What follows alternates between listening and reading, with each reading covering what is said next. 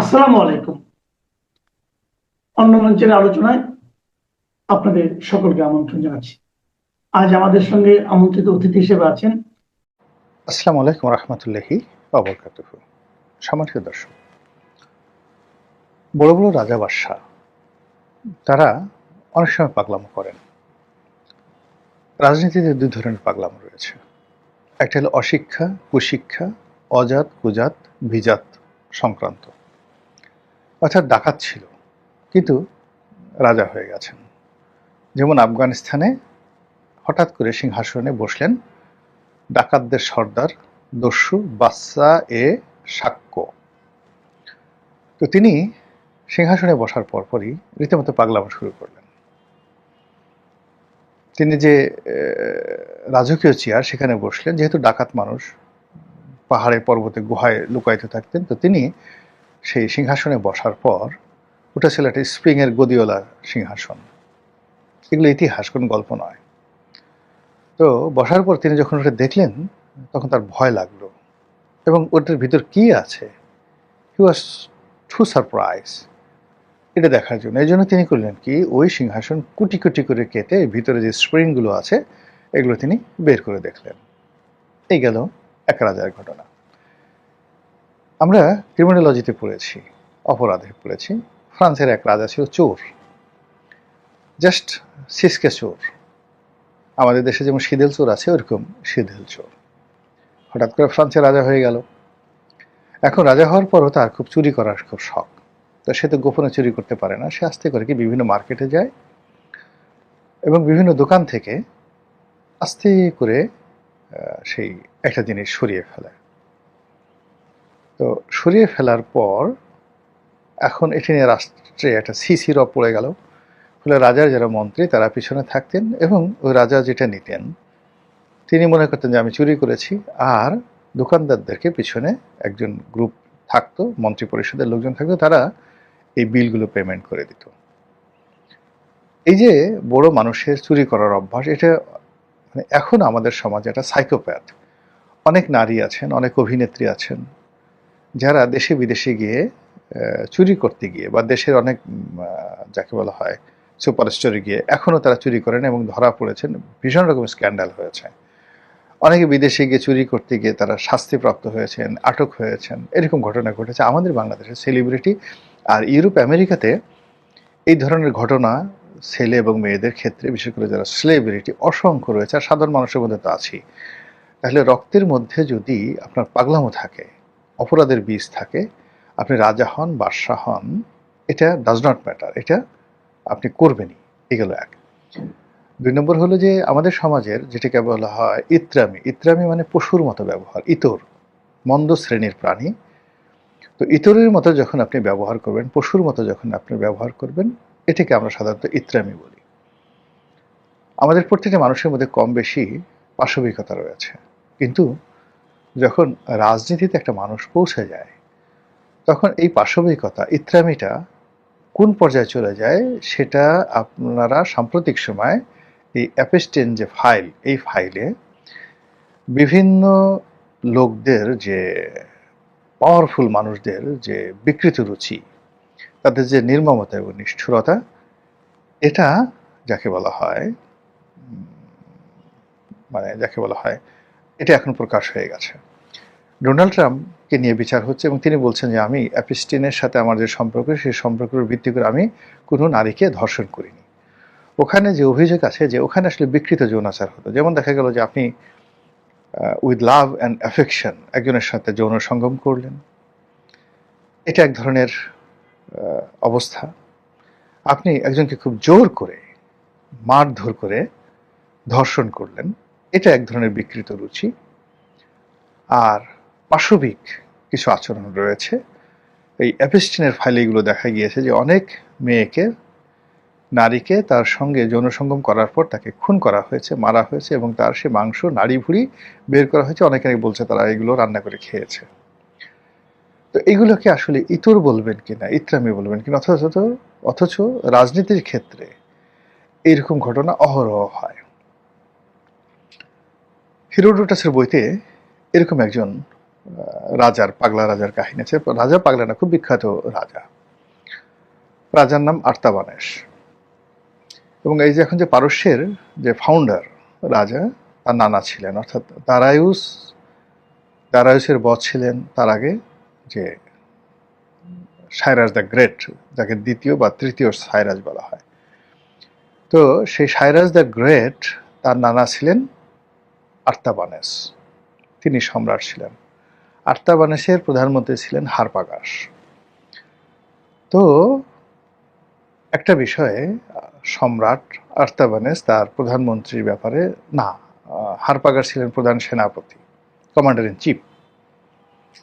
তো তার ব্যাপারে তিনি খুব বিরক্ত হলেন এবং বিরক্ত হওয়ার পরে তাকে শাস্তি দেওয়ার জন্য, মানসিক কষ্ট দেওয়ার জন্য সেই সম্রাট আর্তাবানেস তার প্রধান সেনাপতি হারপাগাসের ছেলেকে, কিশোর ছেলেকে ধরে আনলো, এনে তাকে জবাই করলো, রান্না করলো এবং সেই মাংস তার পিতাকে অর্থাৎ হারপাগাসকে খেতে বাধ্য করা হলো। এটা হলো রাজনীতির ইত্রামি। তো এত কিছুর পরেও মানে এই যে ইত্রামি বলেন, পাগলামি বলেন, বহু এরকম পাগল ইতর রাজার দ্বারা এই পৃথিবীতে অনেক মহৎ কাজ তৈরি হয়েছে। যেমন আমরা সম্রাট নিরোকে বলি, নিরো যখন বাঁশি বাজাচ্ছিল, রোম তখন পুড়ছিল। বলা হয়ে থাকে তিনি রোম নগরীকে পুড়িয়ে ফেলেছিলেন।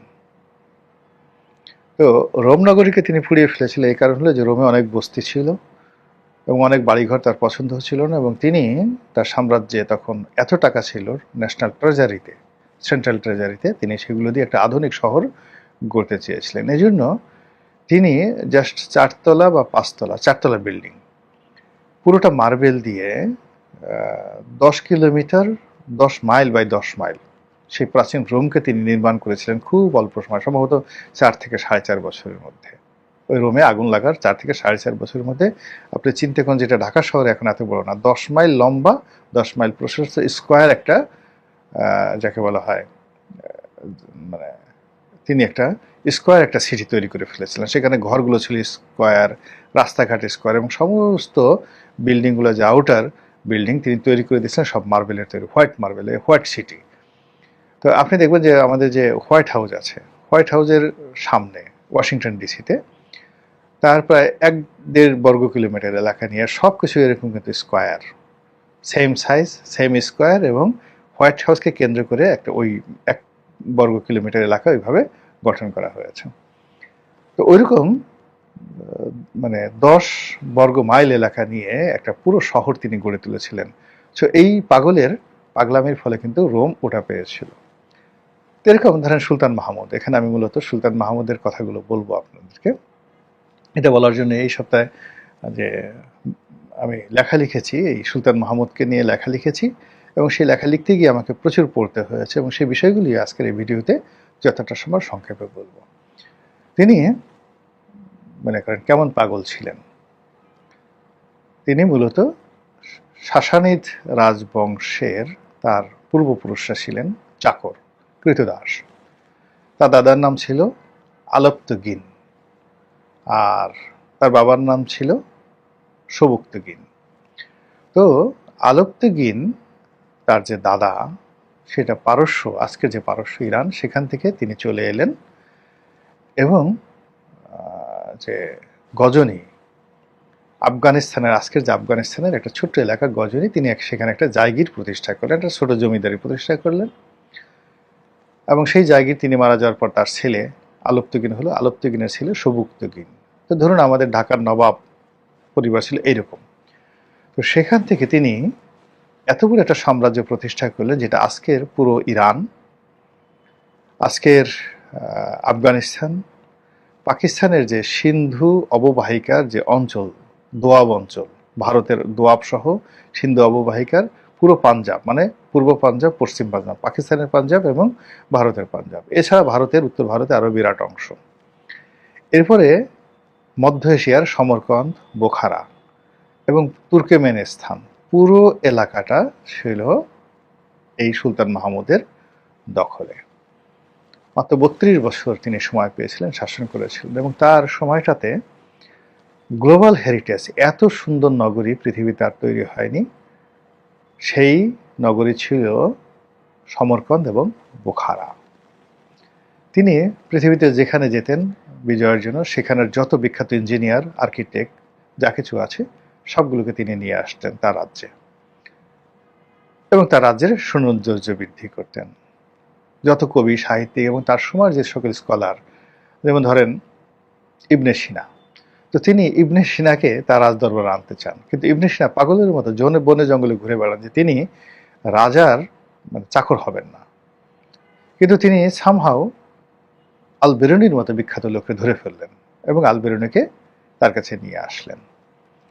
এরপর তিনি ইরানের সেই তুষ নগরী থেকে মহাকবি ফেরদৌসিকে নিয়ে এলেন। নিয়ে এসে তাকে বললেন যে আপনি এই পারস্যের ইতিহাস লেখেন, এবং সে প্রথম থেকে একেবারে শেষ পর্যন্ত আপনি এটা লিখতে থাকেন, যত রাজা বাদশাহ তাদের যত গৌরবময় কাহিনী কবিতার আকারে লিখতে থাকেন, এবং প্রতিটি লাইনের জন্য আমি আপনাকে একটা করে স্বর্ণমুদ্রা দেব। তো সুলতান মাহমুদের আকাঙ্ক্ষা ছিল যে ফেরদৌসি সবার সাথে লিখে এসে সুলতান মাহমুদকে শেষ পর্যায়ে তার নামটা লিখবে। কিন্তু ফেরদৌসি সব কিছু লিখেছে, কিন্তু সুলতান মাহমুদকে নিয়ে তিনি দুই কথাও লেখেননি, এবং তাকে পারস্যের বীর হিসেবে তিনি স্বীকৃতি দেননি। এর কারণটা হলো ওই যে সুলতান মাহমুদকে তিনি রাজা মানতে পারেননি। তিনি মনে করেছেন সুলতান মাহমুদের দাদা ছিল কৃতদাস, বাবা ছিল দাস বংশর, আর সুলতান মাহমুদও রাজা হলেও তিনি আসলে মূলত সম্রাট, হলেও তিনি মূলত দাস, মন মানসিকতা চাকরের মতো রয়ে গেছে, ভাই বোন ক্রিমিনাল, তার মধ্যে পাগলামি আছে, তাকে এই শাহানামতে স্থান দিতে পারে না। এখন এই কথা তিনি চিন্তা করতেন এবং সেই কাজ করেছেন, সেটা সুলতান মাহমুদ টের পেয়েছে। আবার সুলতান মাহমুদ নিজে সেটা বলতেও পারলেন না যে তুমি আমার নামটা কেন রাখোনি, আমার বীরত্ব কি তোমার পছন্দ হয় না? আমি এত বড় একটা সাম্রাজ্য প্রতিষ্ঠা করেছি, আমার দাদা যাদের চাকর ছিলেন তারা তো আমার অর্ধেক রাজত্ব করতে পারে না, তা আমার এই বীরত্ব কি পারস্যবাসীর জন্য যাকে বলে অনুকরণীয় নয়, গর্বের নয়? এই কথা তিনি লজ্জায় বলতে পারেননি। তিনি যেটা করলেন, কৃপণতা করলেন, তিনি বললেন যে ঠিক আছে, আমি স্বর্ণমুদ্রা না দিয়ে তিনি বললেন যে প্রতি পঙ্গুক্তির জন্য একটা করে রৌপ্য মুদ্রা দেওয়া হোক। এই কথা শুনে ফেরদৌসি ভীষণ রকম অভিমান হলেন, তিনি টাকা না নিয়ে চলে গেলেন। এরপরের ঘটনা আপনারা অনেকেই জানেন, কিন্তু আমি এখানে তার পাগলামির যে ঘটনাটা বলবো সেটা হলো যে আল বেরুনিকে তিনি অনেক ভালোবাসতেন, ভয় করতেন, আতঙ্কগ্রস্ত ছিলেন। এর কারণ হলো আল বেরুনি পৃথিবীর মহাকালের যে সকল দুর্লভ মেধার অধিকারী যে সকল মহামানব পৃথিবীতে এসেছেন তাদের মধ্যে অন্যতম। তিনি physics, chemistry, biology, mathematics, higher mathematics, তারপরে জিওমেট্রি থেকে শুরু করে ইতিহাস, ধর্মতত্ত্ব, তারপরে অ্যাস্ট্রোলজি, অ্যাস্ট্রোনমি, জ্যোতির্বিদ্যা এবং মহাকাশবিদ্যা, আকাশের গ্রহ নক্ষত্রের যে অবস্থা। এবং ওই সময়টাতে আল বেরুনি, আপনি চিন্তা করেন, আল বেরুনির 930 খ্রিস্টাব্দে তার জন্ম, বা এই সময়টা অর্থাৎ 930 থেকে 1032 এই সময়টার মধ্যে। তখন তিনি এই পৃথিবীর যে ব্যাসার্ধ, পৃথিবীর যে আয়তন, যেটা তিনি ওই সময়টাতে আবিষ্কার করে গেছেন আধুনিক বিজ্ঞান অলমোস্ট সেম 19-20। তাহলে বুঝেন যে একটা পাহাড়ে উঠে তিনি জ্যামিতির মাধ্যমে এই পৃথিবীর আয়তন নির্ণয় করে দিয়েছেন ওই জমানাতে 950 বা 980 খ্রিস্টাব্দে, যেটা এখন পর্যন্ত বলা হয় নির্ভুল। এই ছিল তার মেধা। তিনি ওই সময়টা আকাশের গ্রহ নক্ষত্র থেকে শুরু করে আজকের যে জ্যোতির্বিজ্ঞান আমরা কিরো বলি বা ইত্যাদি ইত্যাদি বলি, তিনি এইগুলোতে এত পারদর্শী ছিলেন যে তিনি সবার ভাগ্য গণনা করতে পারতেন। তারপর শেষে তিনি নির্ভুলভাবে যে দিনপঞ্জিকা, আমরা যেটাকে বলা হয় কুষ্ঠি, মানসিক কুষ্ঠি রচনা করে দিতে পারতেন। একটা নবজাতক শিশু সারা জীবন কি হবে এটা তিনি ওইভাবে তৈরি করে দিতে পারতেন। এইরকম ছিল তার মেধা, এবং এটা নির্ভুল। এবং এটার একটা ঐতিহাসিক ব্যাখ্যা আপনাকে দেই, আপনাদেরকে জানাই। তো এই যে তার যে মেধা এবং যোগ্যতা, এটা দেখে সুলতান মাহমুদ আশ্চর্য হতেন মাঝে মধ্যে। আবার মাঝে মধ্যে মনে হতেন যে আমি সম্রাট, আমার চেয়ে যদি আমার পারিষদবর্গ বেশি জ্ঞানী হয়ে যায় এটা কেমন দেখায়। তার ভয়, আর তৃতীয় ভয় ছিল যে আমার ভবিষ্যৎ সম্পর্কে যদি সে জানে তাহলে তো সে আমাকে পাত্তা দেবে না। তারপরে হলো যে সে যদি আমার মনের কথা বুঝতে পারে তাহলে আমি কি করি, কোথায় যেতে চাই, কি করতে চায় এটা যদি সে কাউকে বলে দেয় তাহলে আবার কি হবে। এরকম একটা অদ্ভুত সে এই আল বেরুনিকে নিয়ে টেনশনের মধ্যে থাকতো। আবার তাকে ছাড়া কোথাও সে চলতেও পারতো না। 17 বার সে ভারত আক্রমণ করেছে, 17 বারই সে আল বেরুনিকে নিয়ে এসেছে। তো একদিন সে তার কি মনে হলো, সে একটা বাগান বাড়ি করেছে সুলতান মাহমুদ, এবং সেখানে একটা জলসাঘর সে তৈরি করেছে, এবং জলসাঘরে 4টি সদর দরজা। তো সেই জলসাঘরে সে প্রথম ঢুকলো, 4টি দরজা খোলা, এবং সেখানে আল বেরুনিকে ডাকা হলো এবং সে বলল যে তুমি তো এত জ্যোতির্বিজ্ঞান জানো, জ্যোতিষশাস্ত্র জানো, এখন তুমি আমার মন মানে বা সিদ্ধান্ত কি হতে পারে একটু বলো তো। বলার দরকার নেই, তুমি একটু লিখো যে আমি এখান থেকে বের হব, এই 4টে দরজার কোন দরজা দিয়ে আমি বের হব। এটা লিখে ওই যে আমার যেখানে আমি হেলান দিয়ে বসে বাইজিদের নাচ দেখব, ওখানে একটা কোলবালিশ আছে, সেই কোলবালিশের নিচে ওটা ঢুকিয়ে রাখো। আল বেরুনি লিখলো, লিখে সেই কোলবালিশের নিচে ঢুকিয়ে রাখলো। এরপর আল মাহমুদ মানে সুলতান মাহমুদ তিনি তার যে রাজমিস্ত্রি তাদেরকে ডাকলেন, ডেকে বললেন যে পশ্চিম দিকের ওই ওয়ালটা ভাঙো, ওয়ালটা ভেঙে নতুন একটা দরজা করো। তাই হলো, এবং তিনি সেই দরজা দিয়ে বের হয়ে গেলেন, বের হয়ে গিয়ে আবার ঢুকলেন। ঢুকে এরপরে বললেন যে দেখো তো আল বেরুনি কি লিখেছে ওখানে। আল বেরুনির সামনে দাঁড়ানো, তো দেখলো যে ঠিক সেম কথাটাই আল বেরুনি লিখেছেন যে এই 4টি দরজার একটি দরজা দিয়েও সুলতান মাহমুদ বের হবেন না, তিনি সেই পশ্চিম দিকের দেয়ালটা ভাঙবেন, ওখানে একটা নতুন দরজা তৈরি করবেন এবং সেই দরজা দিয়ে বের হবেন। এটা পড়ার পরে সুলতান মাহমুদের ভীষণ রাগ হয়ে গেল, তিনি পাগল হয়ে গেলেন যে এত বুদ্ধি নিয়ে মানুষ বসবাস করে রেখে করে, এই লোক তো ভীষণ রকম ডেঞ্জারাস, এই লোক পৃথিবীর জন্য খুব ক্ষতিকর, এর পাল্লায় পড়লে আমি মরে যাব, এ আমাকে মেরে ফেলবে, ইত্যাদি ইত্যাদি। আমি একে সামনে নিয়ে কখনো কোনো কাজ করতে স্বস্তি বোধ করছি না, বিকজ আমি যাই সিদ্ধান্ত নেব আমি তার দিকে তাকালে আমি ভুলে যাই, ভয়ে আমার হাত পা কাঁপতে থাকে, একে মেরে ফেলতে হবে, একে এই জলসাগরের উপরে উঠাও, ছাদ থেকে ফেলে একে মেরে ফেলো। হুকুম তামিল হলো, তাকে ছাদ থেকে ফেলে দেওয়া হলো। কিন্তু ওই যে কনস্ট্রাকশনের সময় ছাদ এবং মাটির নিচে একটা জায়গাতে একটা জাল পাতা ছিল, ওটা নিরাপত্তার জন্য, যেহেতু একেবারে এক নতুন মানে ফিনিশড বিল্ডিং, ওই যারা কন্ট্রাক্টর ছিল তারা ওই জালটা সরায়নি। এটা আমাদের এখনো আমাদের দেশে অনেক সময় হয় যে ওইরকম একটা জাল পাতা থাকে। তো কি হলো, তাকে যখন ছাদ থেকে ফেলে দেওয়া হলো, অলৌকিকভাবে তিনি সেই জালের উপর পড়লেন, আবার সেই জাল থেকে গড়িয়ে তিনি নিচে পড়লেন, ফলে সামান্য ব্যথা পেলেন, একটু উষ্ণ উষ্ণ ব্যথা, কিন্তু আহত হলেন না এবং মারাও গেলেন না।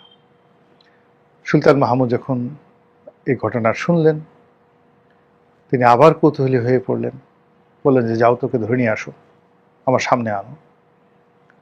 তো তাকে সামনে আনা হলো।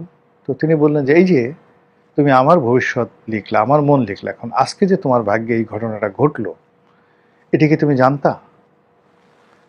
তুমি বললো যে আমি এই ব্যাপারে কিছু বলতে চাই না, আমি এখানে আসার আগে আমার আজকের দিনটি কেমন যাবে এটা আমি আমার যে ডায়েরি দিনপঞ্জি সেখানে আমি লিখে রেখেছি, আপনি লোক পাঠিয়ে সেটা নিয়ে আসেন, আনার পর সেটা আপনি দেখার চেষ্টা করেন, সেটা দেখেন। সঙ্গে সঙ্গে রাজার লোকজন ছুটলো, তো তার বাড়িতে গিয়ে সেখান থেকে সেটা নিয়ে আসা হলো, এবং সেখানে দেখলো যে আল বেরুনি লিখছেন যে ওরা আমাকে একটি উঁচু স্থানে নিয়ে যাবে, তারপর আমাকে ধাক্কা দিয়ে সেখান থেকে ফেলে দেবে আমাকে মেরে ফেলার জন্য, কিন্তু আমি মরব না, আমার কিছুই হবে না, আমি বেঁচে থাকব। তো এই লেখা পড়ার পর সুলতান মাহমুদ ভয় পেয়ে গেলেন যে মাই গড, ডেঞ্জারাস অবস্থা। তখন তিনি তারে বললেন যে ঠিক আছে, আল বেরুনিকে জেলে ঢুকাও, এবং তিনি প্রায় কয়েক মাস সে জেলের মধ্যে ছিলেন, এবং সেই জেল থেকে আবার আর এক পাগলামির মাধ্যমে তাকে যে বের করা হয়েছিল সেটা হয়তো আর একদিন বলবো, গল্প বড় হয়ে যাবে। এখন কনক্লুশনে আসি, উপসংহারে আসি। এভাবে পৃথিবীর বড় বড় মানুষ, বড় বড় রাজা বাদশাহ, তাদের মধ্যে পাগলামি ছিল, এবং রাজনীতি করতে গিয়ে অনেকে অনেক নির্মম এবং নৃশংস কাজগুলো করেছেন। সুলতান মাহমুদও সেই কাজগুলো করেছেন। কিন্তু আমাদের এই জমানাতে, বর্তমান জমানাতে সেই রাজনীতির যে ইত্রামিগুলো সেগুলো পূর্ণ মাত্রায় আছে। খুন, জখম, রাহাজানি, গুম, হত্যা, মামলা, মোকদ্দমা সব আছে। কিন্তু একজন আল বেরুনিকে, একজন ফেরদৌসিকে, কিংবা একজন জাফর সাদেককে, একজন রাজা টোডরমলকে, একজন আবুল ফজলকে, ফৈজিকে, রাজা মানসিংহকে, এই যে ট্যালেন্ট হার্ট, তাদেরকে চিনতে পারা এবং তাদেরকে এনে সম্মান এবং মর্যাদার সঙ্গে রাজদরবারে রাখা এবং তাদের মাধ্যমে রাষ্ট্রের কল্যাণ সাধন করার মতো রাজনীতিবিদ আমাদের নেই। আমাদের যারা আছে তারা শুধুমাত্র কিল দেওয়ার গোসাই। যত অপকর্ম ইত্রামি আছে, ফাজলেম আছে, সেগুলো তারা করবে। কিন্তু এই যে যতক্ষণ না পর্যন্ত এরকম যে ট্যালেন্ট হান্ট করতে না পারবে, ততক্ষণ পর্যন্ত সমরকন্দ তৈরি হবে না, বোখারা তৈরি হবে না, দিল্লির লালকেল্লা তৈরি হবে না, ফতেপুর সিক্রি তৈরি হবে না, কিংবা সেই রোম নগরী তৈরি হবে না। কেবলই মাত্র গুম, হত্যা, জখম, রাহাজানি, মামলা, মোকদ্দমা, এগুলার নিত্য নতুন ইতিহাস তৈরি হবে। আশা করি আমাদের এ যুগের যারা রাজন্যবর্গ রয়েছেন তারা রাজনীতির যে গতানুগতিক পাগলামো সেগুলো তাদের মধ্যে থাকুক, অসুবিধা নেই। তার সঙ্গে সঙ্গে অতীতের যে সকল পাগলা রাজারা ভালো ভালো কাজ করেছেন তারাও ভালো ভালো কাজ করুন, এই দোয়া করি। আসসালামু আলাইকুম ওয়া রাহমাতুল্লাহি